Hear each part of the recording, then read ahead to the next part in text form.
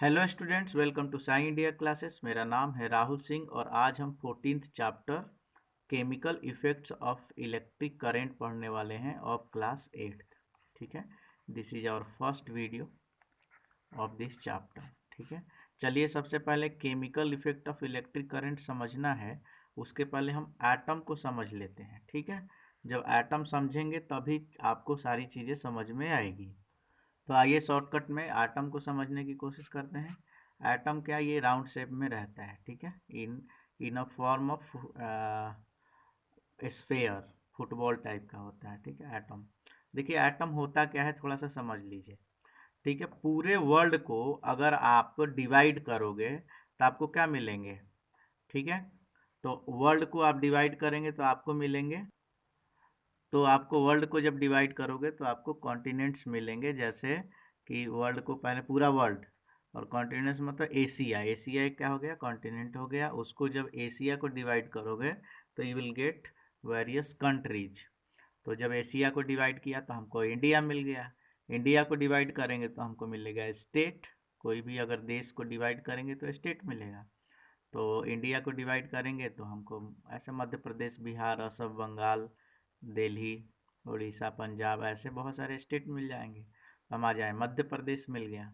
मध्य प्रदेश को डिवाइड करेंगे तो जबलपुर, उज्जैन, भोपाल, ठीक है, इंदौर, ऐसे छोटे छोटे बहुत मतलब शहर मिलेंगे। ठीक है, सिटीज मिलेंगी। तो जब इनको हमने डिवाइड किया तो हमको जबलपुर सिटी मिल गई। जबलपुर को डिवाइड करेंगे तो हमको छोटे छोटे मोहल्ले मिलेंगे। उन मोहल्लों को डिवाइड करेंगे तो हमको छोटे छोटे घर मिलेंगे, अपार्टमेंट्स, बिल्डिंग मिलेंगी। बिल्डिंग को करेंगे तो फ्लैट मिलेगा। फ्लैट को भी डिवाइड करेंगे तो हमको कमरे मिलेंगे। कमरों को डिवाइड करेंगे तो हमको वॉल्स मिलेगा, दीवार मिलेगा। वॉल्स को डिवाइड करेंगे, तोड़ेंगे तो हमको ब्रिक्स मिलेंगे। उन ब्रिक्स को तोड़ेंगे तो छोटे छोटे छोटे छोटे ऐसे छोटे छोटे ब्रिक्स के टुकड़े मिलेंगे। उनको तोड़ेंगे, उनको तोड़ेंगे, तोड़ते जाएंगे, तोड़ते जाएंगे, तोड़ते जाएंगे। अब ऐसा कंडीशन आ जाएगा कि फिर उस पार्ट को आप नहीं तोड़ पाओगे, तो उसी पार्ट को हम बोलेंगे एटम। मतलब उतना छोटा पार्ट जिसको फर्दर नहीं तोड़ पाएंगे, that is called atom. Atom is a smallest part of matter. It is the smallest part of any matter. ठीक है, पूरा वर्ल्ड या फिर वर्ल्ड की जितनी भी चीज़ें हैं इस एटम से मिला के ही बनी रहती है। ठीक है, इसके सेंटर में इसके सेंटर में न्यूक्लियस होता है। इसके सेंटर में क्या होता है, इसके सेंटर में छोटा सा, यहाँ पे हम बना ले। ठीक है, इसके सेंटर में ये छोटा सा न्यूक्लियस होता है। क्या होता है, इसको कहते हैं न्यूक्लियस। ठीक है, ये हाईली डेंस्ड रहता है। ठीक है, इससे कोई भी चीज़ टकरा के वापस लौट जाती है।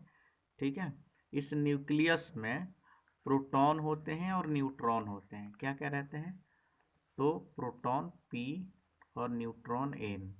ठीक है, एटम में फर्दर देखा गया कि इलेक्ट्रॉन, प्रोटॉन और न्यूट्रॉन रहता है। एक एटम के अंदर क्या क्या लाई करता है, तो E for electrons, E for electrons, P for protons. ठीक है, ये चैप्टर 9th क्लास में अच्छे पढ़ेंगे अच्छे से। और N फॉर न्यूट्रॉन्स। तो इसमें एक एटम में इलेक्ट्रॉन, प्रोटॉन, न्यूट्रॉन होता है, जिसमें प्रोटॉन और न्यूट्रॉन जितने भी होते हैं वो न्यूक्लियस में ही रहते हैं। और इलेक्ट्रॉन्स क्या करता है, तो न्यूक्लियस के चारों साइड घूमता रहता है। ठीक है, वाटरमेलन देखा है ना, तो वाटरमेलन में एक जो बीज जैसे रहते हैं ना, लाल वाले पार्ट में ऐसे बीज जैसे रहते हैं, वैसे इलेक्ट्रॉन भी अरेंज रहता है इसमें। ये होते हैं इलेक्ट्रॉन्स। ठीक है, तो एटम के बारे में तो समझ गए आप कि atoms are the smallest part of any elements. In an atom there are three constituents particles which are electron, proton and neutron. ठीक है, प्रोटॉन और न्यूट्रॉन, प्रोटॉन और न्यूट्रॉन क्या रहता है, न्यूक्लियस के अंदर रहता है, बीच में रहता है, सेंटर ऑफ एटम में रहता है। और इलेक्ट्रॉन चारों तरफ घूमता है। अब देखिएगा, कोई भी केमिकल रिएक्शन में या फिर एक एटम से दूसरे एटम में प्रोटॉन न्यूट्रॉन नहीं जाते हैं। कौन जाता है, तो इलेक्ट्रॉन जाता है। क्यों इलेक्ट्रॉन जाता है भाई, क्योंकि इलेक्ट्रॉन से ही बाहर होते हैं। प्रोटॉन न्यूट्रॉन तो अंदर न्यूक्लियस के अंदर पैक रहते हैं। तो क्या जाता है, तो इलेक्ट्रॉन्स जाते हैं। इलेक्ट्रॉन ही मूव करते हैं एक एटम से दूसरे एटम में, और दूसरे एटम से इस एटम में इलेक्ट्रॉन्स ही आते हैं, मतलब इलेक्ट्रॉन्स का ही आदान और प्रदान होता है। ठीक है, मतलब इलेक्ट्रॉन्स ही एक्सेप्ट किए जाते हैं या फिर यही डोनेट किए जाते हैं। Movement is due to flow of electrons. तो इसका मतलब कि हमारा जो चैप्टर है chemical effect of electric current, इसका मतलब कि इलेक्ट्रिसिटी फ्लो करती है due to movement of what, तो due to movement of electrons. Electrons ही मूव करती है तो करंट फ्लो होता है। इतनी चीज आप याद कर लीजिएगा। ठीक है, इलेक्ट्रिसिटी कैसे फ्लो होती है, करंट फ्लो कब होता है, जब इलेक्ट्रॉन्स का फ्लो होता है तब करंट भी फ्लो करता है in opposite direction of flow of electron. मतलब अगर इलेक्ट्रॉन अगर साउथ से नॉर्थ की तरफ जा रहा है इलेक्ट्रॉन, ठीक है, इलेक्ट्रॉन, तो करंट नॉर्थ टू साउथ जाएगा। ठीक है, current always flows opposite direction to flow of electrons, ये भी आप याद रखिएगा। ठीक है, ये छोटी छोटी चीज़ें हैं। आइए अब देखते हैं हम अपना नोट्स। ठीक है, और नोट्स में मैं आपको एक्सप्लेन कर दे रहा हूँ 14 चैप्टर। एटम क्या होता है, तो atom are the smallest particle of matter which combines together to form matter. ठीक है, एटम्स कोई भी मैटर का छोटा पार्ट होता है। ठीक है, तो atoms are smallest particles of matter which combines together to form matter, मतलब ये मैटर का सबसे छोटा पार्ट होता है, और जब एटम्स को मिला दिया जाता है तो कोई भी मैटर बनता है। ठीक है, atoms are further composed of particle electron, proton और न्यूट्रॉन, जो अभी मैंने आपको बता दिया है। ठीक है, अच्छा यहाँ पे दो चीज मैंने भूल गया था।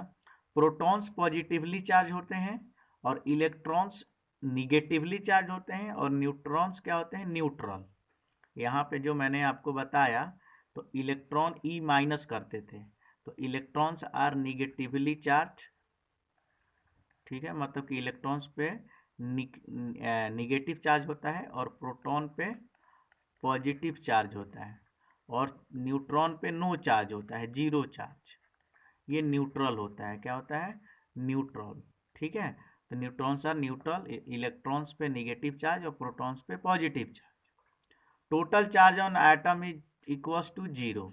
ठीक है, ध्यान दीजिएगा कि कोई भी एटम में, ठीक है, यहाँ पे मैं आपको बता दूं कि कोई भी एटम में जितने इलेक्ट्रॉन्स होते हैं उतने ही प्रोटॉन्स होते हैं, जितने इलेक्ट्रॉन होते हैं उतने ही प्रोटॉन्स होते हैं। इन an atom numbers of electrons is equals two numbers of proton, ये होता ही है। ठीक है, नॉर्मल एटम अगर है तो उसमें जितने इलेक्ट्रॉन्स रहेंगे उतने ही प्रोटॉन्स, मतलब जितना इलेक्ट्रॉन्स, मतलब जितना निगेटिव रहेगा उतना ही पॉजिटिव चार्ज रहेगा। इलेक्ट्रॉन्स मीन्स निगेटिवली चार्ज और प्रोटॉन्स मीन्स पॉजिटिव चार्ज, क्योंकि इलेक्ट्रॉन प्रोटॉन के बराबर है, मतलब निगेटिव चार्ज पॉजिटिव चार्ज के बराबर है, मतलब टोटल चार्ज क्या हो जाएगा, जीरो। दैट्स वाई क्या कह रहा है कि एक एटम में टोटल चार्ज जीरो होता है। क्यों, क्योंकि इलेक्ट्रॉन और प्रोटॉन आपस में इक्वल होते हैं, और इलेक्ट्रॉन माइनस होता है और प्रोटॉन प्लस, तो जितने माइनस उतने plus, total zero. The proton and neutrons remains in nuclear, ये बता दिया हूँ कि प्रोटॉन और न्यूट्रॉन न्यूक्लियस में होता है, और इलेक्ट्रॉन चारों तरफ न्यूक्लियस के घूमता है। ये देखो इसमें न्यूट्रॉन है और प्रोटॉन है, ठीक है, न्यूक्लियस के अंदर, और इलेक्ट्रॉन चारों तरफ घूम रहा है, ये पूरा एटम बनाया गया है। ये सारी चीज़ें आपको ध्यान में हो जाएगी। ठीक है, when free electron move from one atom to another atom electric current produced, मैंने अभी कहा कि इलेक्ट्रिक करंट कब फ्लो होती है, जब ये जो फ्री इलेक्ट्रॉन है एक एटम से दूसरे एटम में मूव करता है। तो नेक्स्ट अगली वीडियो में पढ़ेंगे। Thank you so much, have a nice day, God bless you.